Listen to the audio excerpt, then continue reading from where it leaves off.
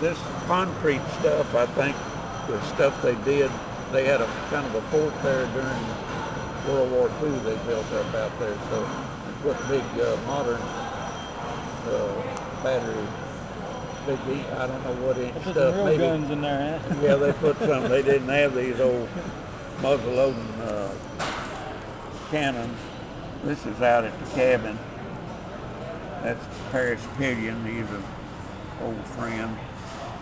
And there I am shooting my spud gun. And this is where you wash up. I got a mirror hanging out there. And this little shelf I take out there and hang up. My grandfather made that when he was a youngster. And he was born in 1876. And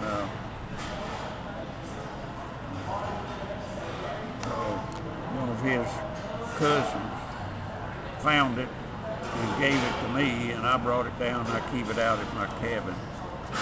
This is, you know, those baskets that are made out of reeds and stuff that you swing on in your backyard or on a porch or something. Well, I made one, but I used rebar and big welding rod and made one out of steel. I'd use that to pose girls in. And I took that out the cabin and it hangs there on a swing thing that was in the backyard of the house where I live now. That rebar, it's not going to fall apart in a week or two. Yeah, that damn thing's going to be here a while. It's been sitting out down there for 20 some odd years. It's not as colorful as that. It's rust colored now. I need to take a roller and put some paint on it.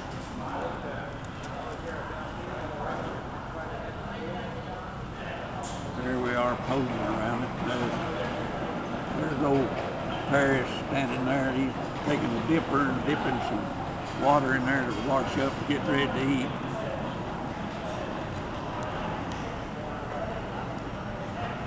There's Archie Stahl. He's using it. I drilled a hole in a mirror and drove a nail and hung it up. Whole piece of mirror out there. So you can look at yourself and get your hair all prettied up and get ready to eat. I keep mine short. I don't worry about it anymore. Oh, shoot. Wars it and let it go. There I am. What am I doing? Loading up, doing something, getting ready to shoot my. Maybe I couldn't get it to go off and the flint got dirty and I. Talk about hair. My grandpa was 75 when he died, and he didn't die naturally. He got run over by a gravel truck. Oh, God. But he'd get up in the morning, my grandma would, he had a full head of hair, and she'd comb his hair for him. Take care of it. There's Archie Stahl. Yeah. You know Archie? Heard of him. I can't place him, though. Well, he's deaf, now he's blind. He's legally blind now. He used to like to go out to cabins, so I'd invite a couple of the older guys out and we'd go out there and spend the night. I had to end up, Archie'd come in, he'd sit down, he'd put his little one-burner gas stove and he'd just take over the damn kitchen table, and I said, Archie, we got to sit around this thing and eat. So I built him a shelf and put it on the wall and then routed out a thing that says, Archie's shelf.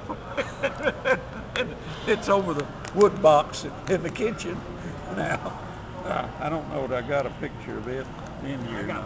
It's a little pitcher pump.